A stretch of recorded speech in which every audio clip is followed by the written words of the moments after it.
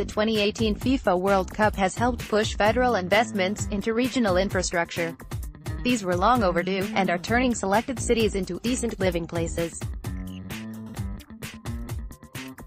But only in the short term. Holding a mega sports event like the World Cup will change any country's politics and policies. Any host must create a wealth of glittering new facilities and functional airports. But Russia is not a typical case. Its authoritarian regime and specific federal structure mean a different set of priorities.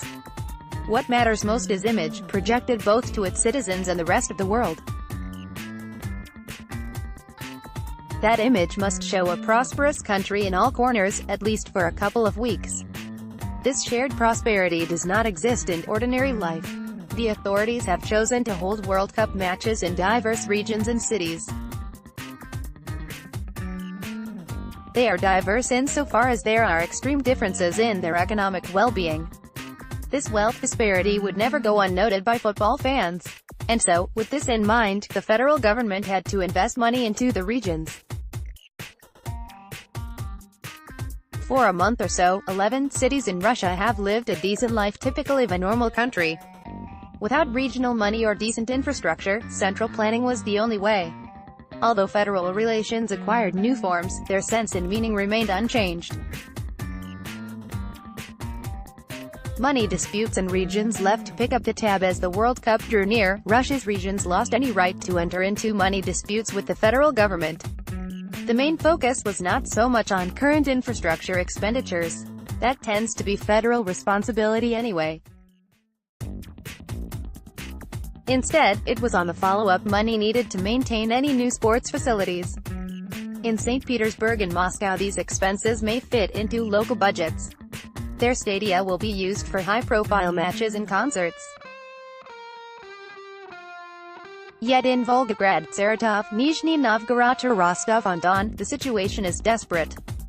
All such facilities are regional responsibility and regional budgets maintain them. Concerts here won't do the trick.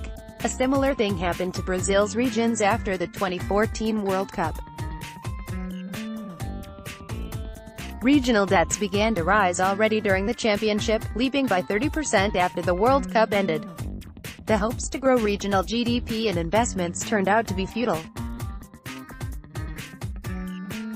That mega sports event turned out to be an unprofitable venture for less developed territories outside the country's capital. Russian regions also paid for the construction projects. World Cup infrastructure absorbed roughly 13% of regional budgets. The largest spending figures were in Moscow and St. Petersburg. But even in regions with lower spending like Mordovia, a large residue of debts will remain. This will reduce opportunities for other investments, further complicating life for struggling regions. 28% of all investments in the World Cup preparations came from private sources. Federal bureaucrats love to boast about this figure, which is roughly 200 billion rubles. In practice, private investments often turn out to offer good kickbacks. These are reserved for what are best termed befriended companies. A similar thing happened during the preparation of the 2014 Winter Olympics in Sochi. Now history is repeating itself. Gennady Timchenko and Stroytransgaz won 33 billion rubles worth of government contracts to build several stadiums, according to Forbes. Viktor Vekselberg invested almost 35 billion rubles in airports, having previously received 19 billion from Gazprom. Alisher Usmanov and his Megaphone, under a contract with a Rostec subsidiary, 4 billion, provide all the World Cup facilities with telephone communication and internet. The long-suffering Zenit Arena was the source of 41 billion worth of contracts awarded to Oleg Deripaska's Transtroy. Arkady Rothenberg, who gained ill fame for the scandals related to Sochi contracts, turned out to be the main winner in acquiring federal money contracts for 351 billion rubles. Similar stories surround all the investment projects for the World Cup. Regional facilities were built not so much because of their commercial appeal. Rather, it was an opportunity to channel federal money. The federal investments and the money from investors went not only to sports facilities, They also went to vital transport infrastructure, roads, airports, and railway stations. These are essential, and exactly what these regions and cities need.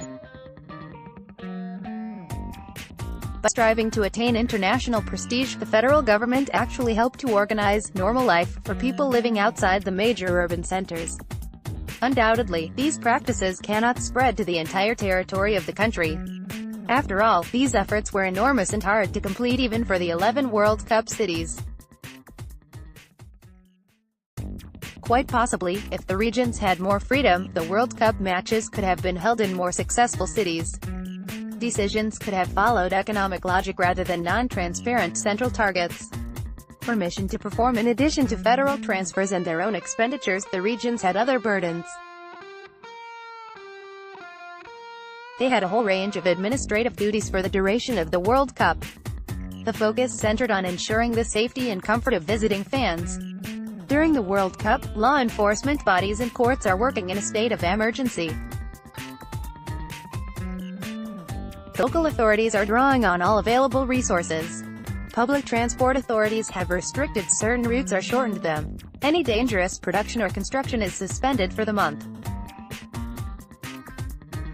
In return, cities are now allowed to sell more alcohol. Most of these tasks are actually not privileges. Instead, they are costly obligations for the local authorities. They are enacting a specific federal law on the preparation and holding of the World Cup. The regions are also following a presidential decree on enhanced security measures. Centralized governance and administrative powers follow their own logic here. In the absence of money, no city other than street. Petersburg and Moscow could voluntarily suspend public transport.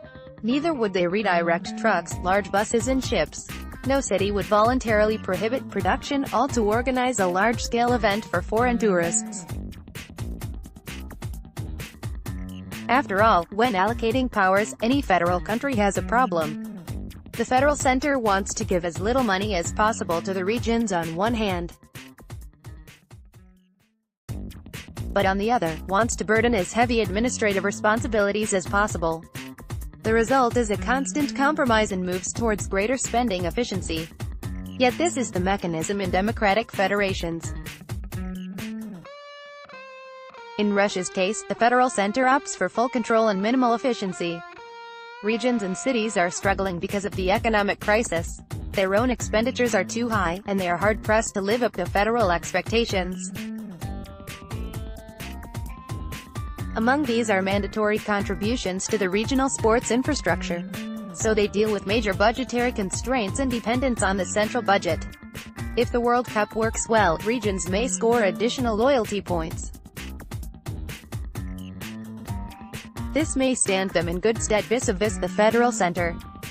Future federal budgets may then look kindly on them. Debts may be written off. Under such conditions, administrative decentralization is out of the question. Regions and cities have hardly any incentives to engage in decent management. There is no reason to build infrastructure to benefit their respective populations.